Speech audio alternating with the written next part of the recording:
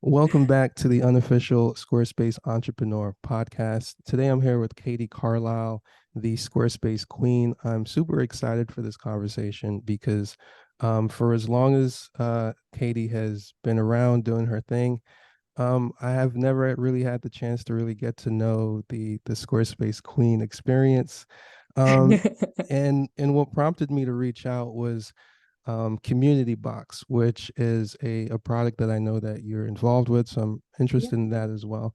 But I was prompted to reach out because it's one Community Box fills one of those gaps that's just been there for a long time. And so my addiction is these gaps that exist within the Squarespace ecosystem. So I'm always playing role of like seeker, and it's always cool when I find cool things that fill these gaps. So, Katy, I'm gonna let you introduce yourself, and we'll go from there. Thanks so much. Yeah, thank you so much. I'm Katy Carlisle. My business name is Squarespace Queen, written SQSP, so Squarespace don't sue me. We know how that works. Classic. That hold on, I want to. That was actually the first question I wanted to ask you is how do you do that? Because I hate saying SQSP all the time. But it is what it is. I was like, yeah, this person's gonna feel my pain. Yeah, I just say Squarespace Queen, but then that pretty much disclaimer it in exactly the way I just did then was like, but it's spelled SQSP, so Squarespace don't sue me, and that's almost my unofficial Oh, tagline I now, I love think. that. I love that.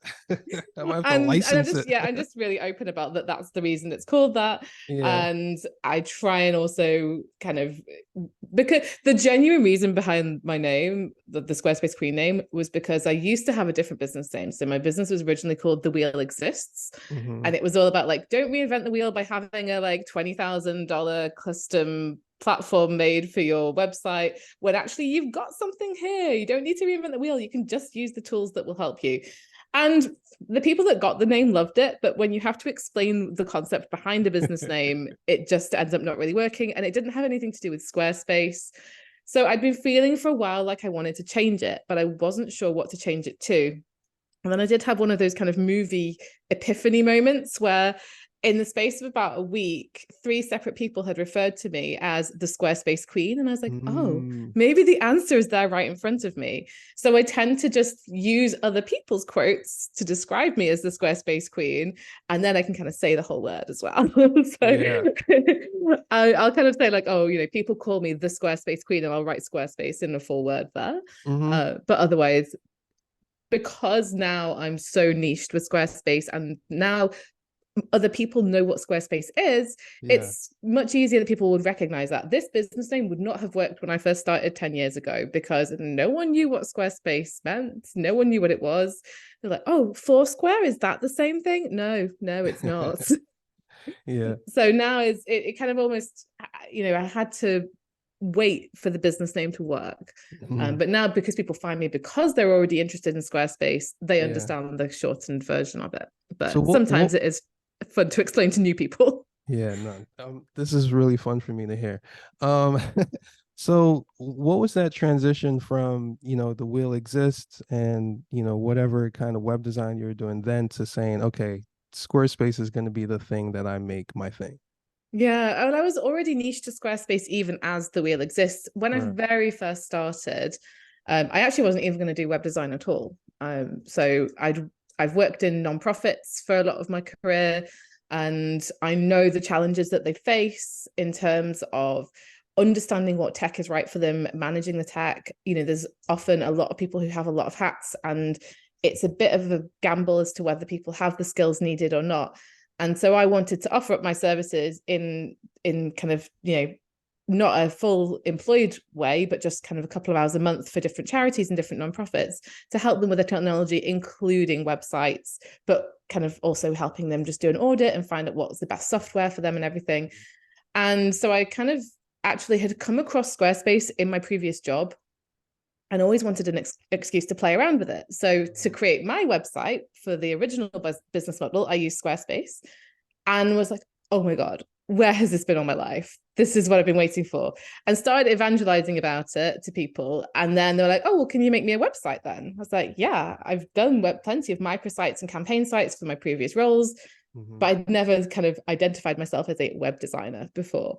Mm-hmm. And so I started on Squarespace, but then because I was new and again hadn't had that formal web design background, I kind of thought, oh, I guess I should use WordPress and I guess I should use Shopify. And I just found that I was putting off all those projects because I hated working on WordPress and Shopify and I loved working on Squarespace. So I'd Yeah. always focus on the Squarespace project. So after about a year and a half, I ended up just completely saying, no, it's just Squarespace.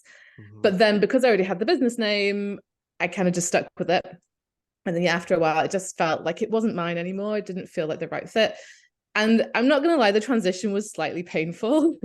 Like, I'm so glad I did it now, Yeah. but updating your business name everywhere on all your socials and your website and everything, and trying to remember all the different ways you used your old business name and remember how to update it and communicate the update to people so they don't get confused. Mm-hmm. It was a big undertaking, but I just feel like it aligns so much more now with my brand and what I do. So I'm glad I went through the pain of doing it. Yeah. Um, I would recommend thinking about it quite a lot before you go down that route because it isn't super straightforward. It's not just a case of switching domains, we're done. Mm-hmm. So Queen is a big title, right? What is it like to carry that crown? I feel the burden, I'm not going to lie. Um, I know it's so funny because, you know, you've got people who are probably more well known for their kind of Squarespace education. I do offer training, but I don't blog a ton about it. I don't do courses. I was going to do courses and then Squarespace changed things too quickly and I couldn't keep up. I think it has to be, you know, a full-time job. Someone like Kirsten Martin, you know, you've got people like Christy Price. They're just doing tons and tons of education. Obviously, Becca Harpain as well, and Will Myers. You know, they're talking about Squarespace all the time, and I did have a bit of an imposter syndrome feeling of, well, who am I to call myself the queen when I'm not actually known for that kind of, you know, worldwide education? But to the people that I work with, that is how they see me, and that's what's. I was like, this is what people have genuinely been calling me for years, and I Mm-hmm. think that they're just really happy to find somebody who they can look up to for support. And you know, I guess it's that kind of, you know, everyone loved the Queen in the UK, even kind of like Republicans and anti-monarchist people kind of quite liked the Queen. Like Mm-hmm. she was this sort of nurturing figure. I'm not particularly pro or against monarchy either way, but I think it's that sort of, yeah, that nurturing element, maybe some of that sort of feminine energy, you know, like I think the Squarespace King would have a different vibe. You know, I don't know. It just feels like it would be different. Whereas I just felt like right Yeah. and the kind of, yeah, just I feel like I'm happy with it now, and I did definitely have some qualms about using it, but I just felt that the Yeah. signs were all there, and I just had to go with it. Yeah. I love that story. And there's just the fact that you use what other people say as the lead in, as what as like your brand lead, right? It's like Yeah. there's And I obviously do love Squarespace and I know so much about it. So I feel like from an encyclopedic knowledge perspective, I feel completely justified in using it. yeah. You talk about like not wanting to do courses because of the changes and like, assuming like the role of an educator. I'm curious about like uh what your clients would say about that, in terms of their relationship with you as their personal trainer and you know, mentee as it relates to all things Squarespace. Yeah, I think that's what's really interesting whenever I get feedback from clients. The consistent thread through that is Katy made it less scary. Katy Mm, made it seem easy. Katy made the process less stressful. Katy's easy to work with. She made me feel confident using it. And that's what keeps me going, really. That's the dream, that I even with my clients where I'm not taking on a direct training relationship, mhm. my business model is very much one where I'll create the site and then I will empower people to be able to update it themselves. I'm not in this for the retainer work. I don't want to be spending my days, updating blog posts here and there and tweaking things. I want people to be able to do that themselves from a business kind of risk perspective, if nothing else. I can't guarantee I'm always going to be available. I want them to be able to make the changes to the websites themselves. And quite often they'll come back to me for bigger changes and style updates and things like that. But I always create training videos. I'll go, beyond that and do one-to-one sessions if people are not feeling comfortable. And I work with a lot of people who are maybe a bit older, people who are retired and they're in volunteer groups that are creating a website. And so it makes me really happy when these people who maybe haven't grown up with websites and computers and the tech skills that the younger generations have, they feel really nervous, but then actually seeing them go off and make the changes to the websites themselves is just super lovely. So I think there's always that training element and the education element. And I actually used to be a teacher. So that's where that comes from. I've always had that training drive in me. Yeah. I like how you list out the things that they say. How much of that is how much of that is your own intention? Like, this is what I'm intending to do, and then it's reflected back by what people say.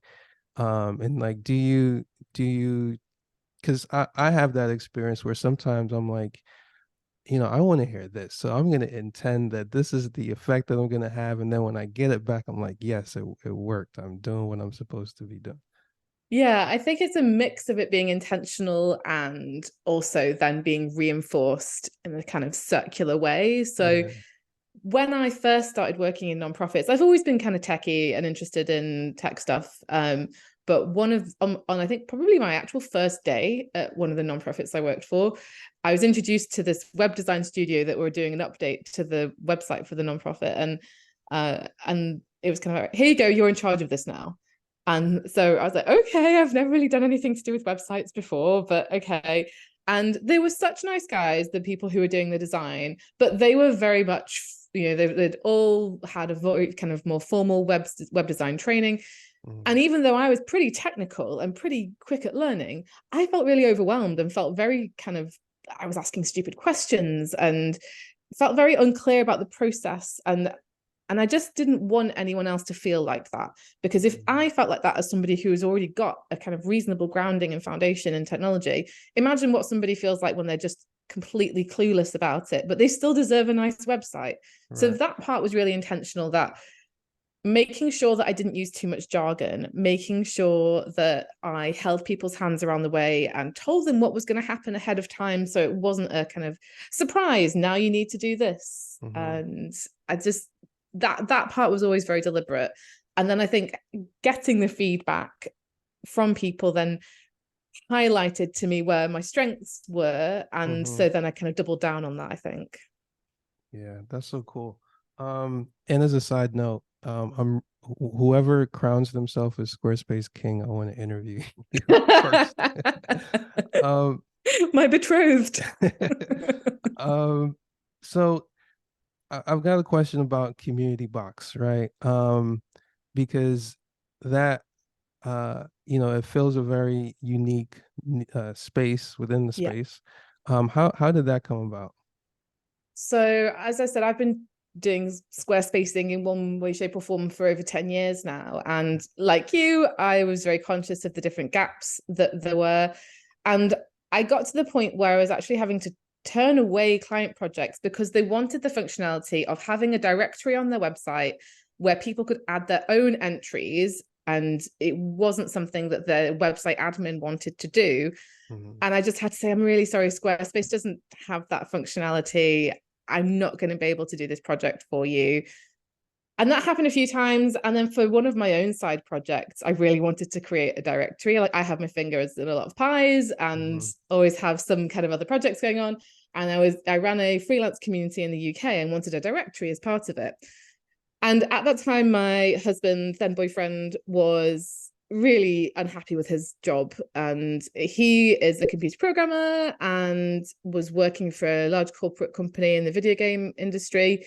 And he'd been wanting to kind of make a change for a while. So we'd been talking about if he left and started up a new business, what could we do with my web and design skills and his programming skills? And we talked about a few app ideas and things like that. But I was like, actually, the thing I just want to exist the most is this directory tool, because it would make my life easier. Mm-hmm. And so we started out with a slightly different version of it. Originally, it was going to be a kind of self-hosted platform, and we weren't particularly targeting Squarespace, but it was offered on Squarespace.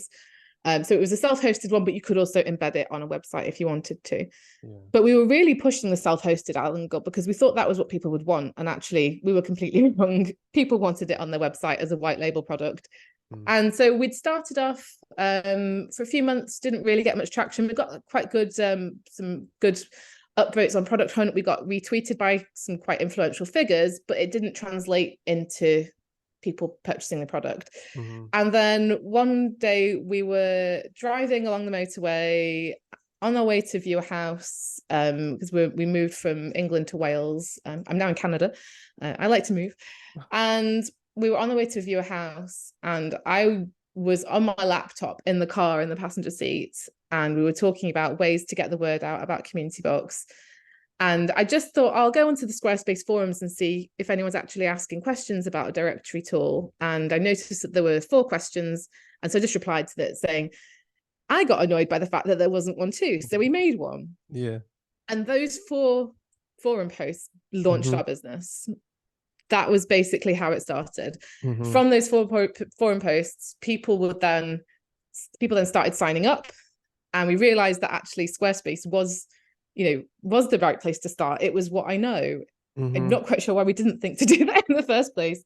And that was 5 years ago. So it now works on Squarespace, but it's available on most other website building platforms. We've got some direct integrations with other tools, including MemberSpace, who were one of the very early gap filling companies who created protected member area functionality before Squarespace launched member sites. Mm-hmm. And even now, I think the member space functionality is, still more extensive than what Squarespace themselves offer.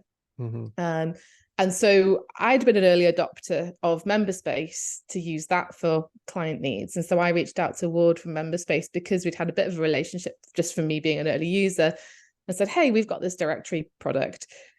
I feel like it would work really well with the MemberSpace functionality, because some people want to have private directories. Some people want to include a directory for people who are already in their membership community. Mm-hmm. And they were like, oh my God, we've been looking for a product like this for so long. I'm so happy that you brought this to me.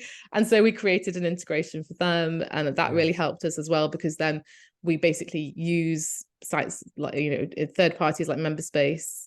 We have a member sites integration as well. But we use those then third-party tools to take payments so that we don't have to do that through Community Box, which makes our lives a lot easier. That's a fascinating story. Like see, this is the part where I take notes. So rewinding a little bit, I'm really surprised that the forums wasn't the first thing that you did. I know. Because in my mind, it's like that's the first part. That's the first place to go. I know now it's so obvious in hindsight. I'm like, Yeah. why was I such an idiot? And I think maybe it was, this was 5 years ago, and I think the forums weren't quite as established as they are now. And certainly, like, I would just go on and answer people's questions, but I don't think there was that kind of community feel that there is now. And I don't think I just spent as much time on the forums as I do now. But yeah, it was super obvious in hindsight that that's what I should have done. And now I would, of course, do it. But sometimes these things aren't obvious in the moment. Yeah. And then I've got an interesting story too. When we launched one of our first plugins, I remember I posted it in, I think it was the Circle forum, and whoever the moderator at the time, this was like 2017, they were like, yeah, you can't do that, and kind of like kicked me out for a little bit. And I was like, all right, that's okay. But yeah, it's always fun. And now you're right, like now in hindsight, things that were once kind of hypothetical or a little mystifying are now very straightforward in terms of like cause and effect, problem solution, that kind of thing. Um, I'm curious, like, what is the where is Community Box now versus where it was when you first launched? It's funny because before we even launched it, we were always really clear that we wanted to be a customer focused company. And Mm, I guess kind of everyone says that. And we didn't want to be someone that just said it and then didn't do anything about it. And mm-hmm, so I think the main difference now is that probably, I wouldn't say like 90%, but certainly a high percentage of features now are all generated from customer requests mm-hmm, rather than when we first started, we were kind of guessing what people would want based on my experience mm-hmm, and talking to other people, but we just had no idea. So it was a very basic product that we launched. We were very much embracing the whole kind of MVP philosophy and yeah, just get something out there and then like tweak it. So I think it's the main difference is that we've really listened to what people have asked for and we've built that in as much as possible. There's still some things where it's just, a big update and it's a two-person company and we haven't had the capacity to do that, but we're working on a new dashboard for it at the moment and new editing mm-hmm, functionality that's happening behind the scenes. So aesthetically, it doesn't look radically different to how it did at first, but we've improved the amount of customization that you can do so people can really make it their own. And that's very much the direction we're going in, is giving people even more options to completely have the directory laid out, styled, match their brand as much as possible. So it's a completely white label solution. yeah, But yeah, originally we were just guessing what we thought would be useful, and that's the main difference. And then I think just the number of platforms that we're on, the number of integrations and partnerships that we have, that's a big part of it that's changed as well. And so mm, still Squarespace is by far our biggest customer base, but we're right. noticing a growing interest from other platforms as well. And how are people finding you mostly? Forum posts are still yielding all that work.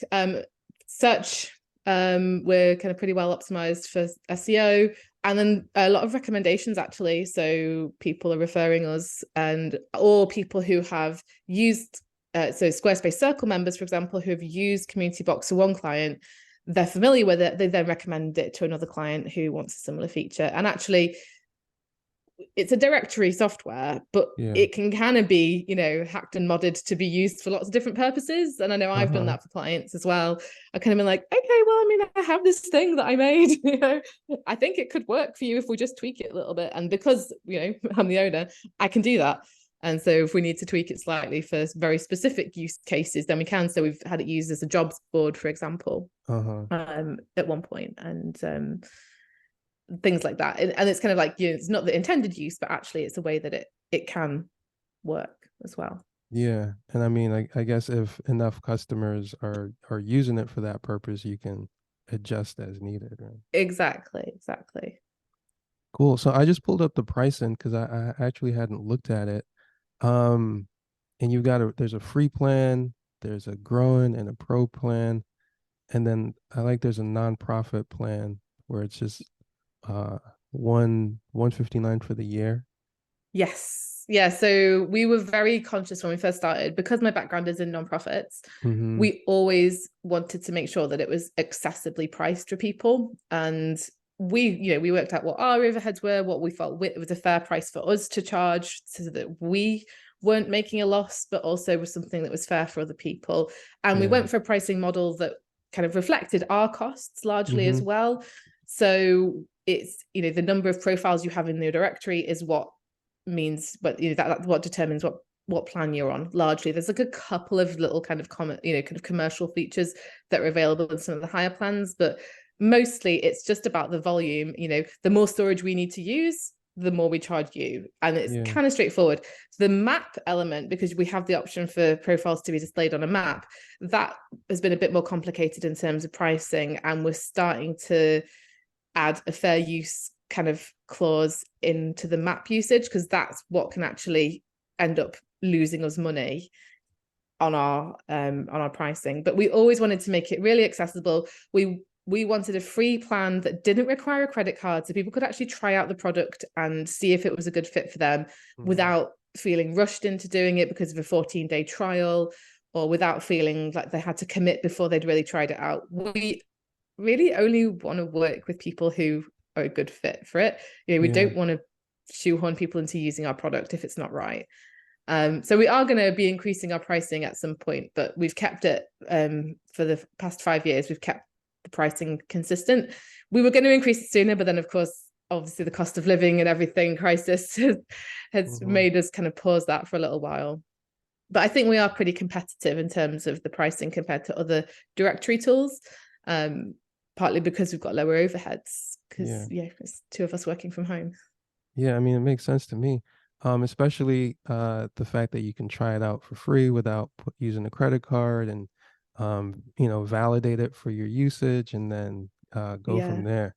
And what's been a good benefit of that actually is that if people who are kind of, the initial people who are setting it up, sometimes they need to then get buy-in from their managers or from the board or somebody else. It means that they can prototype how it's going to look without any upfront cost.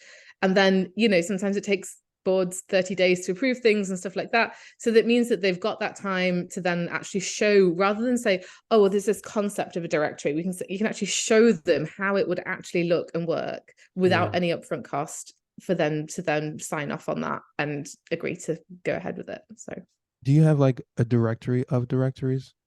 We've talked about doing that. Yeah, it's on the list. We want to have, kind of featured customers. What we would love to have is have the map with the pins all over the world showing our customers, because we've got people in most continents, I think. I'd love an Antarctica customer. But yeah, we've got customers in most continents. We'd love to be able to see, for people to be able to see like a spread of them, and then just to kind of promote all the cool projects that we work with, because we do work with a lot of nonprofits and we have the nonprofit pricing option. There's so many cool things that we are helping to facilitate, and we want to talk about those more. So that's very much on the agenda for 2024, is actually shouting about our amazing customers a bit more. Yeah, that's what I imagined, because I see the nonprofit theme everywhere. You can get a free 1 hour Zoom call with you right now in exchange for a charitable donation. Yes, so that's the Squarespace Queen. That's very much, I kind of stole that idea a bit from Will Myers, actually, who did something similar when the war with Ukraine started. I think he had something where you could get an hour of his time in exchange for a donation specifically to that. And I just thought that was a really cool idea. So I just kind of expanded it a little bit. And people can just have a chat with me about anything they want to: Squarespace, freelancing, moving to Canada, whatever. But then there's kind of, a list of the types of organizations that I would like to support that people can donate to. So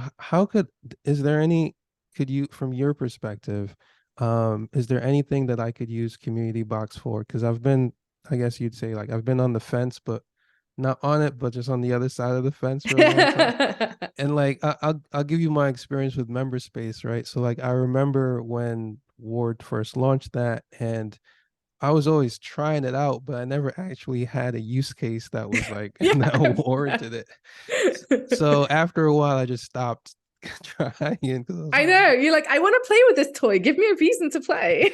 Yeah. So so I resisted that with Community Box. So I'm glad that you have your experience, because I've been like, I don't want to waste anyone's time by fiddling around. But what could I use it for anything, seeing that I have a directory? Yeah, I mean, you could do something similar in terms of the directory of websites that use your plugins, so kind of a showcase for different plugins, and you can categorize and have different tags and things like that. You can sort of have featured ones. So one of the things that we're talking about doing is having people who do like case studies for us. They can be like featured in our directory of directories that we're planning.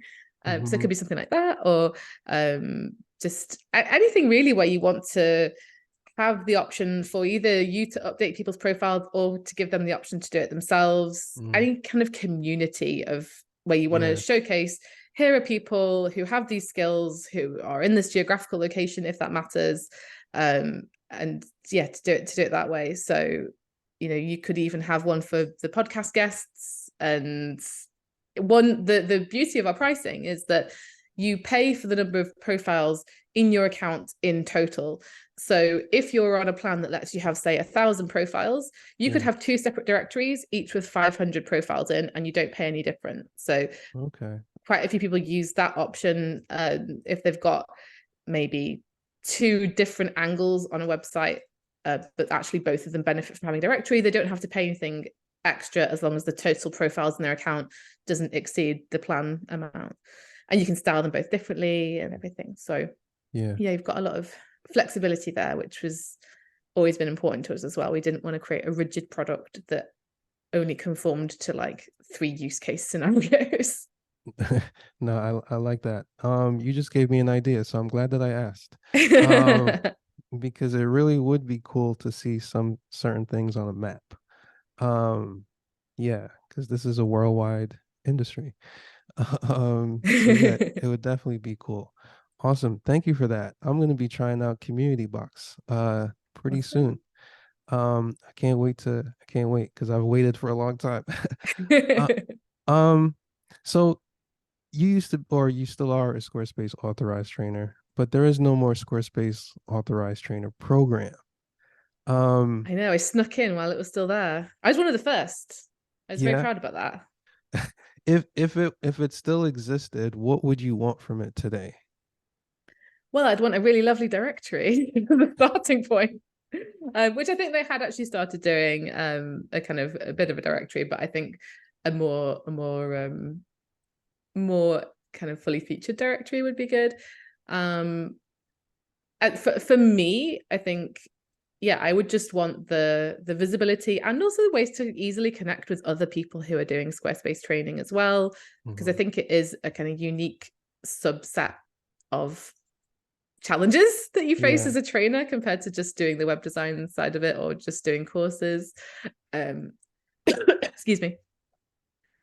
And I think just that it was nice to have the recognition and to be able to showcase your the different offerings that you had mhm. and to have the kind of perks which I think have morphed into circle membership perks. To be fair, you did Yeah, used to, you did get your own discount code as an authorized trainer before it was available for circle members, but now that's available.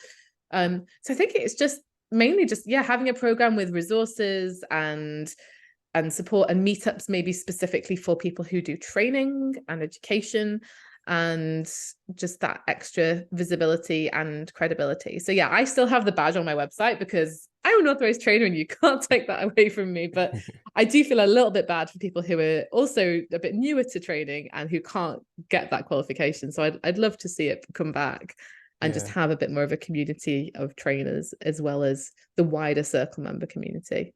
yeah. I don't think it's coming back, but I do see how it's been kind of rolled up into the circle Mm, thing. And then I guess if you're a circle leader, it's kind of like a parallel thing where um you're kind of serving a similar function, of uh guiding and providing resources for the greater community.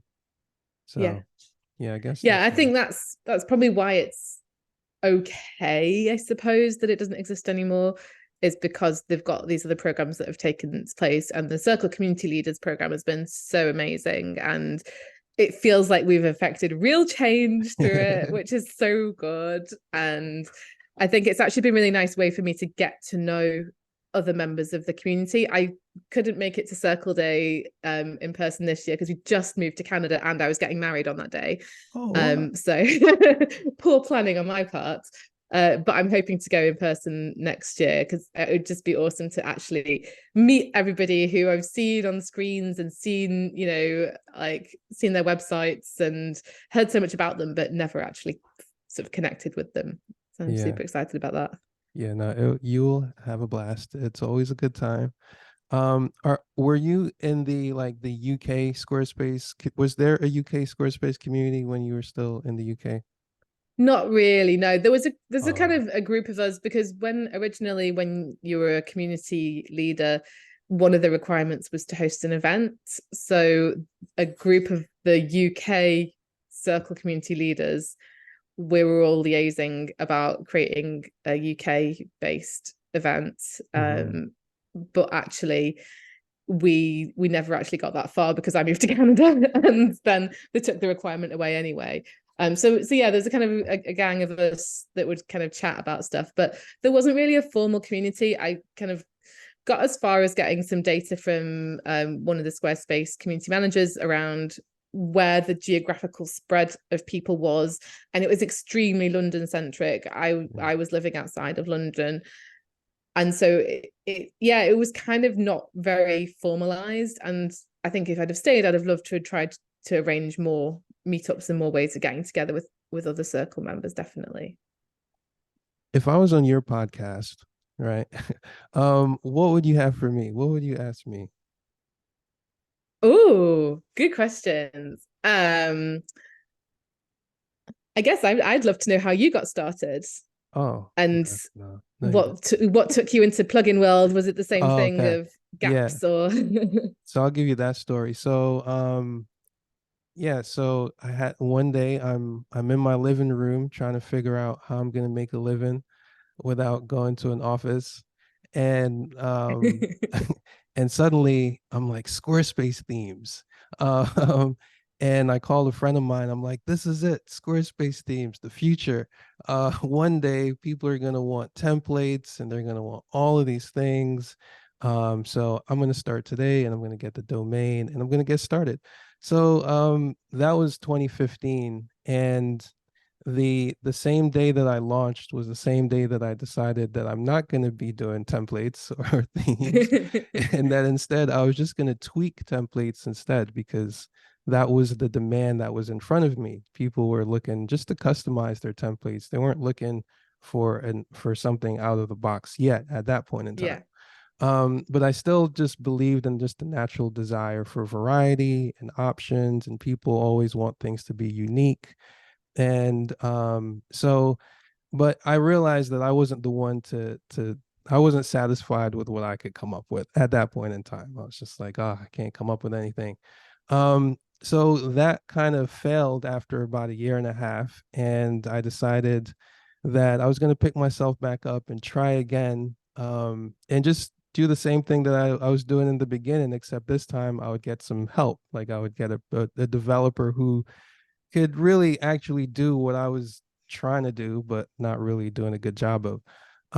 And so when I found that developer, it was very quick. It was like, there's three client requests in the same week that were pretty much all the same. And I said, hey, why don't we package this code that we've just served up three times, um, and license Wheel it? exists, don't reinvent Yeah, yeah. And it. and that was kind of how we got that was how we that's exactly how we got started. And so it's kind of been, for me, it's always going back to that beginning in terms of a practice, in terms of like being really customer centric, because I found that whenever I get away from that, I don't feel good inside. Like I have Yeah. this like feel like I'm not doing the right thing. But whenever I'm back in that like really customer centric place, I'm great. I'm like, yes, this is where everything happens. But it gets overwhelming, and that's been my experience over the years, is going through these cycles of overwhelm and avoidance, and then coming back, and then overwhelm. And so learning how to process that has really been like the meta challenge of this Squarespace business for me. It's like, so you got the actual technical stuff, but really as a person, you're like growing and developing and evolving and trying to figure yourself out, while serving people at the same time. That's it. It's the working on the business and working in the business kind of constant conundrum for people who are entrepreneurs, I think. Yeah, and working on yourself, right? Working Yeah. on yourself and in yourself, because that's where all the real change occurs. So um, I'm very excited about where everything is now, because it's like I'm still in the middle of the very first thing that I envisioned. The first conception. It's still here, and but all of those qualms that I had once had are now gone. So it's like this journey of, I call it dropping the qualms, you know. I love it. So the same way, you know, you talk about the imposter syndrome at first and just letting that go by accepting the truth of what actually is. That's been me as well. I love it. Dropping the qualms sounds like a really good podcast or book title. Yeah, I have too many of those, so I'm one at a time. But yeah, dropping the qualms. It's like a song. It's everything. It's an album probably. I've got one other question for you. What's your favorite Squarespace feature? Ooh, um, so right now I've been using now I've been using the membership stuff with courses because courses exists. And when I started my just like my Squarespace experience, it was really because I was trying to tell a personal story. And so I'd created this like virtual film experience where you kind of go through these different scenes and these different visual acts. And Cool. when I did that, there was this thing called Sentry Login. I don't know if you've ever heard of it. Yeah, I've come across it. Yeah, so it was a long time ago, and so that was how I used. So I lied. That was how I used membership functionality in the beginning. It was like you can log in and you can experience this virtual film that I had created. And I always dreamt of like, man, it would be cool if there was some built-in feature that would allow me to just do this instead. So even though courses isn't designed for that interactive film experience, I'm still using it for that purpose. And, you know, just fixing up the labels and all that kind of stuff. So that's my favorite feature right now is courses customized. I think that's something that a lot of Circle members have in common of actually so many of us have used Squarespace in ways that it wasn't intended, or we found kind of clever workarounds or hacks to make it work for us in ways that no one would ever have envisaged.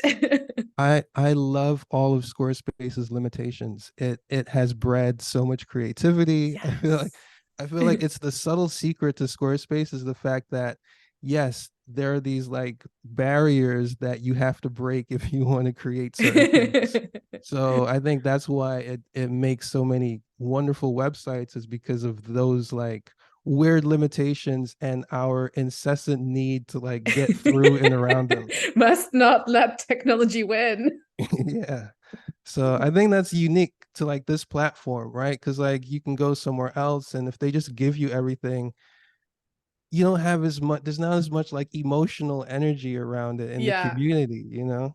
And the satisfaction of figuring out how to do the thing. Yeah, yeah, and then like there's not really like I feel like as people who are filling these gaps, there's not necessarily competition from Squarespace in the sense where they're like out featuring whatever you've created, right? It's Mm. like um they have their trajectory, they have their whatever their principles are for whatever features and functionalities and how that works. And whatever bonus things that we create are really just bonuses, you know, it's just so there's a whole lot of bonuses in this community, which I think is really cool. Yeah, definitely. I did wonder what would happen to member space when Squarespace launched member areas, but actually, because member space has been around for so long, they've got so many features. Again, I think they're very kind of customer led with their feature development that actually it's going to take Squarespace a while to catch up, if ever. And so, yes, there are some sites where member areas or member sites, as it's now called, is more appropriate, but I still use member space as well because it offers different features. So it's really interesting. Yeah, all these, you know, areas where you kind of, oh, what if Squarespace builds the thing that I've already built to Yep. fill the gap? But it it's it's not going to be this, it's not going to be the same. And so I think Mm-hmm. there's probably then room for both things to coexist. And I think member space have done what community box has done, and they've branched out onto other platforms as well, so that all of their eggs are not in just one Squarespace basket. But I feel like most people who are creating add-ons to Squarespace, there's always going to be room for them to exist as well as Squarespace. Squarespace are never going to do everything perfectly. And Mm-hmm. yeah, I guess we thank them for that in a way. Yeah, it's a really interesting relationship. And if anyone is questioning, you can actually go back to one of the first episodes I had with Ward where I asked this question well in advance of member areas. So it's all documented. And I asked him the same question and I was like, oh, I don't know if I'm allowed to share his reply, but if he's on the record with you, then that's great. yeah, no, it's on the record. And I like to ask that for everyone who comes on the show who has a product that kind of fills a gap like that, because I think it's, interesting navigating a business where you're tethered to a public corporation where it's like, Mm. you're not involved in any of that real decision making. You're just on the side doing your thing on the side of the whale kind of thing. Um, Katy, this has been really fun for me getting to know the Squarespace Queen. Uh, Thank you. um, uh, any like last words or that you want to leave with our audience? Do you know what? I really Yeah. loved what you just said about the limitations and the creativity. And I think that's probably a thread that runs through all of us. But I think, yeah, I think just there's some negativity around, oh, Squarespace haven't done this and Squarespace haven't done this. And I think, yeah, there's a point to that. But I just really like that positive attitude of actually we're all making this work for us, and let's share all of our ideas and all of our creativity. And just, yeah, thank you for helping to bring a lot of that to light through the podcast as well. Thank you. I appreciate that. And yeah, it's a good theme to end on. Gratitude for the limitations. Although also please listen to the feature requests. Yeah, yeah. And I mean, I like where things are going. I like where things are going. I'll leave it at that. Thanks, Katy. Amazing, thank you.